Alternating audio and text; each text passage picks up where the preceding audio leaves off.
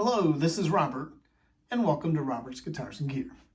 Today we are going to look at the Squier Classic Vibe 70s Stratocaster HSS. I have wanted to get my hands on one of these for a long time. I love the Classic Vibe series. I've got a Jaguar up here. I've got a Squier Classic Vibe Telecaster up here. I've got a Classic Vibe Mustang bass. These are, generally speaking, have been very solid guitars, very good for the money, and really great either guitar you can play as is or mod platform. So I'm going to take a look at this. I'm going to compare it with a $600 Eart Strat style guitar that I reviewed recently. This guitar, as of right now, is about $430 in the marketplace. Again, HSS. And we're going to see how it compares to a somewhat more expensive Eart, which I previously compared to my Player Stratocaster and found it pretty competitive with the Player in many regards, although not in every regard.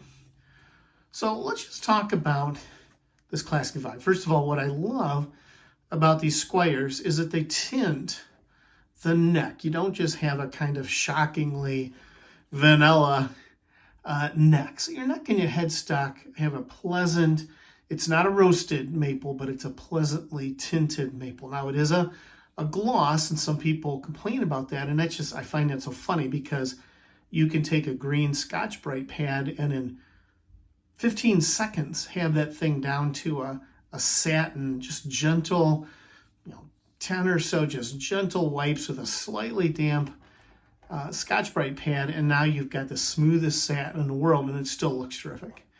This has got the 70s oversized headstock. That's an aesthetic thing. Look at the Laurel fretboard. Look how dark that is. That really looks like a rosewood. This whole thing has just got a 70s vibe that's unbelievable and amazing, really, to me. So I find this looks beautiful. Now, for example, with the Eart, we talked about before, they have a technique with the frets where they cut them off and round the ends.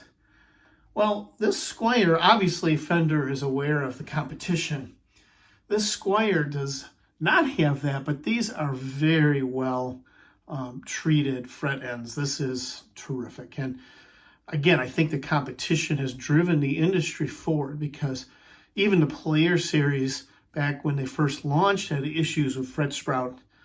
This feels great. In all, this guitar feels fabulous. Now, what we already know about Squier is this is not going to be shielded. This guitar is a little noisier with the single coils than a shielded guitar. Of course, that's really easily fixed with some shielding paint or some tape, which I certainly plan to do.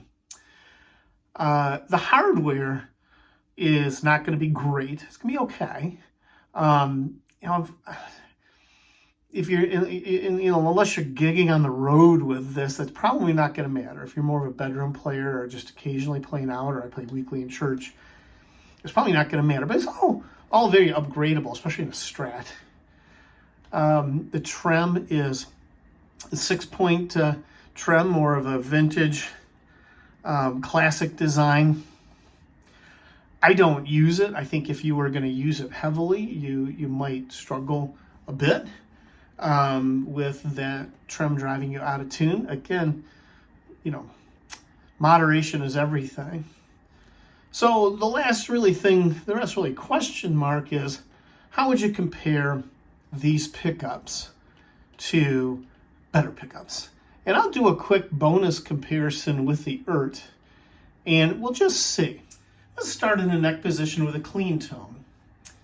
I can already hear just a little bit of the noise. Again, it's not shielded, so even with this clean tone, just a little bit of noise. I should also tell you that this guitar was professionally set up, not by me, and I've used the same luthier for all my Strats, and I recommend that with a Squier because you have variability. In a budget guitar, they're building them faster. It's just reality. It's how you get the price and how you get the really good content for the price. So you're going to get variability, and sometimes the setup is an adventure. Sometimes they're great. Look, the professional setup, it's well worth it. You're going to get the most out of your guitar. And I recommend it for any guitar, not just a Squier. Don't need to say, oh, Squier, you got to have it set up. I recommend it for any guitar. Unless you know that they're having a professional luthier setup in the factory, get it set up. Now, just playing some clean melodies.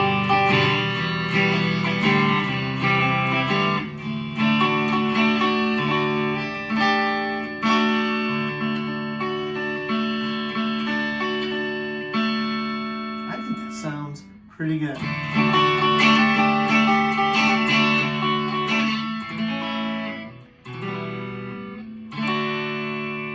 I think it sounds pretty darn good. It's pretty passable as a clean tone.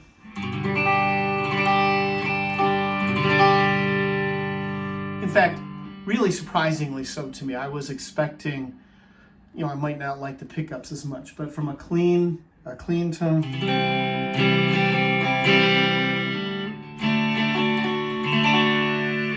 That sounds pretty good. Now, let's do the bonus comparison, and let me throw the Eart on here. I already said the Eart single coils, I really can't distinguish them from my Fender Player, which is $4,000 more expensive guitar. So let's see how this compares to the Eart. So I reviewed this Eart with a couple of videos on my channel. I really like it. It's a $600 guitar, so it's almost $200 more than that Squier Classic Vibe. It's got the roasted maple neck. It's got some kind of a Asian rosewood fretboard. Really, it's fabulous. It's really a Squier standard in terms of the layout. So you see the jack is on the bottom.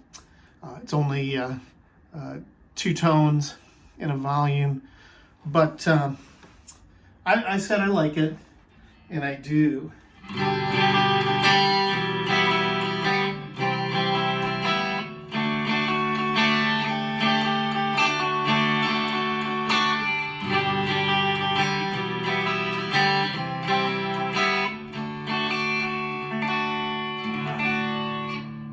So I'm going to say in the room that this guitar has just the slightest edge in the clarity and fullness of the single coil tones. Just the slightest. I would say the difference, boy.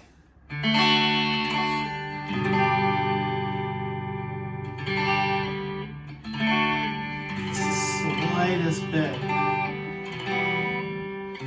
Now, of course, in the Classic 5, you can certainly upgrade those pickups, or you can decide that in what you're doing, that difference doesn't matter much. For example, honestly, if you're playing out and there's a lot of noise, I don't know if that difference is even really that discernible. Obviously, if you're recording,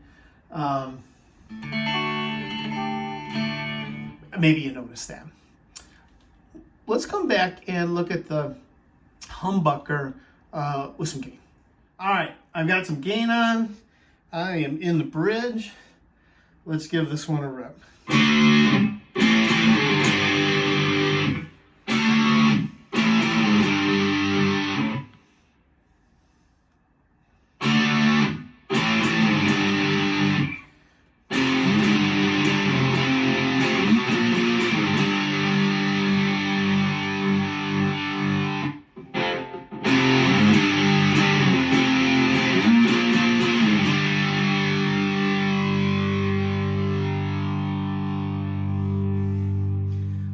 This is not bad.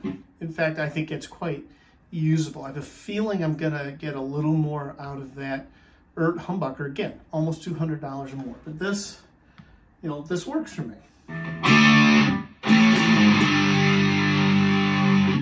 So let's try the Eart. Back with the Eart in the bridge. Let's give this one a whirl.